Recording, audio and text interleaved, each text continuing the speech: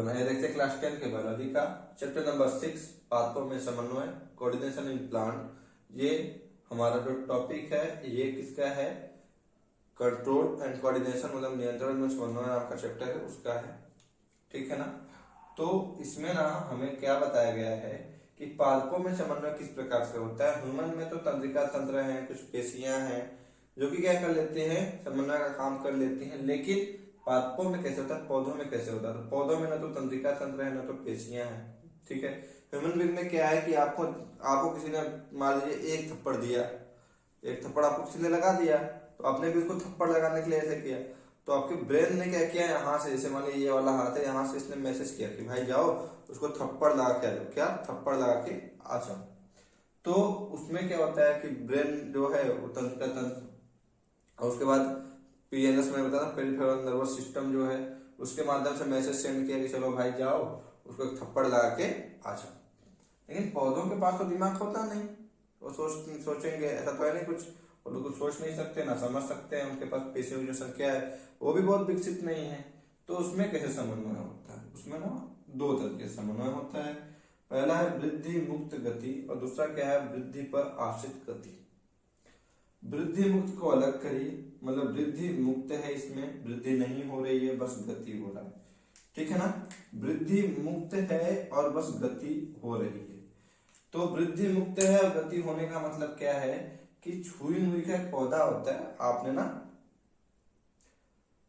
देखा होगा अक्सर, तो वो क्या होता है ना उसको टच करने पे ना ऐसे होता है, ठीक ठीक है, खुली हुई हथेली ऐसे श्रिंक हो जाती है, ऐसे क्या श्रिंक हो जाती है। तो श्रिंक जब होती है ना तो उसमें क्या होता है, बस गति करती है कि भाई वो मुड़ने की गति करती है, सिकुड़ जाती है, बट कोई वृद्धि नहीं, मतलब उसका जो लीफ की साइज है, स्टेम की साइज है, उसमें कोई भी ग्रोथ नहीं आने वाला है। लेकिन वृद्धि पर आश्रित गति, वृद्धि पर आश्रित ये गति है, ठीक है ना। इसमें जो गति है वो वृद्धि के साथ हो रही है। जैसे बीज से पादप का बनना, बुक में लिखा है नवविध पौधे का निर्माण किससे, बीज से। तो जब बीज अंकुरित होता है तो उसका एक हिस्सा ऊपर जाता है एनवायरनमेंट की तरफ जो हमको दिखाई देता है, दूसरा हिस्सा रूट का मतलब जड़ जो कि जमीन की तरफ जाता है। ये क्या है, वृद्धि हो रही मतलब पौधा बड़ा हो रहा है, ग्रोथ कर रहा है और गति भी कर रहा है, कौन, रूट जमीन के गहराई में जा रहा है, स्टेम क्या हो रहा है बाहर की तरफ जा रहा है, वो गति। तो ये गति क्या है, वृद्धि पर आश्रित गति है, ठीक है ना। तो हम ये बुक में एक ही साथ दे दिया है, थोड़ा सा इसका नोट्स बनाने में आपको दिक्कत होता इसलिए मैंने इसको अच्छे से मुझे बताना है। तो इस वृद्धि मुक्त गति पहले देखेंगे, उसके बाद देखेंगे वृद्धि पर आश्रित गति। तब तक आप इसका स्क्रीनशॉट लीजिए, फिर इसके आगे का मैं बताता हूँ, ठीक है। आपने स्क्रीनशॉट ले लिया होगा, फिर देखते हैं उद्दीपन के लिए तत्काल अनुक्रिया, इसका मतलब क्या है, इमीडिएट रिस्पॉन्स, ठीक है ना। मतलब तुरंत से क्या करना, रिस्पॉन्स दे देना टू स्टिम्युल्स, ठीक है ना। स्टिम्युल्स का मतलब क्या है, उद्दीपन, ठीक है ना। किसी चीज के लिए क्या कहते हैं कि तुरंत से, जैसे क्या हुआ, आपने कुत्ता देखा तुरंत डर जाते हैं, सांप देखते हैं आप तुरंत डर जाते हैं, ठीक है ना। आपको किसी ने पीछे से पत्थर फेंक के मार दिया तो आप तुरंत क्या होते हैं, डर जाते हैं ना। तो आपके पीछे से कभी कभी क्या होता है, कुछ लोग चोरी जाते हैं, पीछे से गाँव करते हैं, लोग डर जाते हैं। तो वो क्या है, उद्दीपन के लिए तत्काल अनुक्रिया। जैसे मैं बताता हूँ ना, मैं ऐसे खड़ा हूँ तो एक मच्छर आके इधर काटने लगा, मैं ऐसे था, मच्छर आके मुझे काटा, यहाँ से आया मैं से ब्रेन के पास, फिर यहाँ से इस हाथ के पास, इस हाथ घूम के फिर तमाच लगाया और मच्छर क्या हो गया, मर गया। तो वो चीज है क्या, उद्दीपन के लिए तत्काल अनुक्रिया वही है, ठीक है ना। तो पौधों में क्या होता है, ये जो है ना ये वृद्धि से मुक्त गति होती है, ठीक है ना। जैसे आप लीफ को टच करते हैं, मैंने यहाँ पे लीफ को ऐसे दर्शाया है, ठीक है ना, डायग्राम के माध्यम से। अगर हम इसको यहाँ पे छूते हैं ना, इसका ये वाला हिस्सा अगर हम लोग टच करते हैं तो यहाँ तक का पूरा हिस्सा कैसे, जो लीफ ये आगे वाली है ये क्यों सिकुड़ जाती है, ठीक है ना, ठीक है। तो ये क्या होती है, वृद्धि से मुक्त, मतलब लीफ की साइज बड़ी होती है ना छोटी होती है, लेकिन क्या हो जाती है, तुरंत सिकुड़ जाती है। आप यहाँ टच करेंगे पूरी लीफ तुरंत सिकुड़ जाती है। तो ये कैसे वृद्धि से मुक्त गति है, ठीक है ना। ये छुई मुई में होने वाला गति जो है उसका उदाहरण, ठीक है ना। पत्ती का छुआ गया बिंदु वह जिस भाग में गति हुआ वह भिन्न है। मैंने यहाँ पे टच किया, यहाँ तक का लीफ क्या होता है, मुरझा जाता है, मतलब सिकुड़ जाता है। तो जो बिंदु है दोनों अलग अलग होते हैं, ठीक है, मतलब इस पे जो है बिंदु अलग अलग होते हैं। तो इसका मतलब अतः पादपों में भी स्पर्श होने की सूचना का संचरण होता है।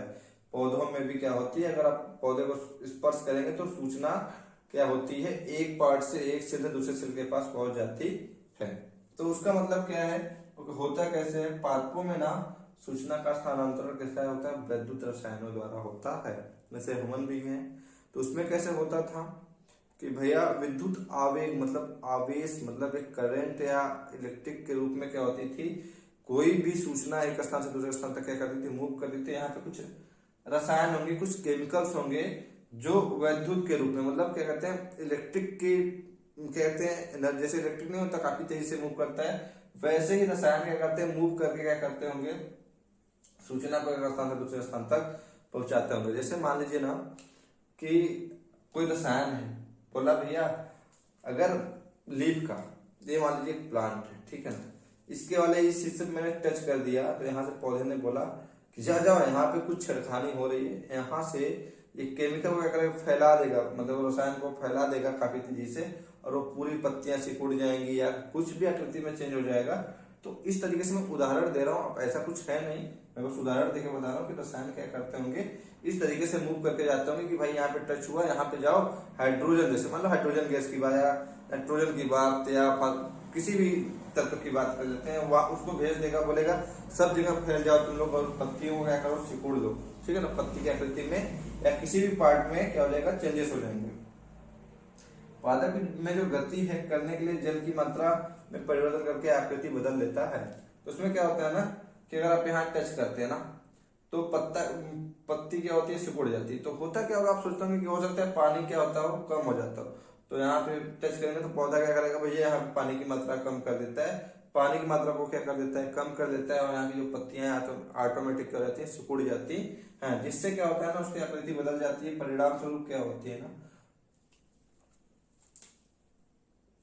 फूलने और सिकुड़ने, परिणाम स्वरूप जो पत्तियां हैं फूल गई, मतलब पत्तियां जो ऐसे फैल गई, और या तो पत्तियां सिकुड़ गई, ठीक है ना, उनका आकार क्या हो जाता है, बदल जाता है। ये कैसे होता है, या तो विद्युत रसायनों द्वारा उनको कुछ संदेश भेजा गया कि भैया यहाँ पे जाओ, यहाँ पे कुछ दिक्कत है।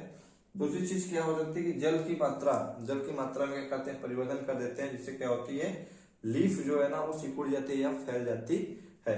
ठीक है, अब इसका स्क्रीनशॉट लीजिए, उसके बाद मैं आपको बताऊंगा प्रतिवर्ती क्रिया और एक आदमी टहलना समझ लेते ना, वॉकिंग करने में क्या अंतर है। इसको आप स्क्रीनशॉट लीजिए, फिर मैं आगे बताता हूँ।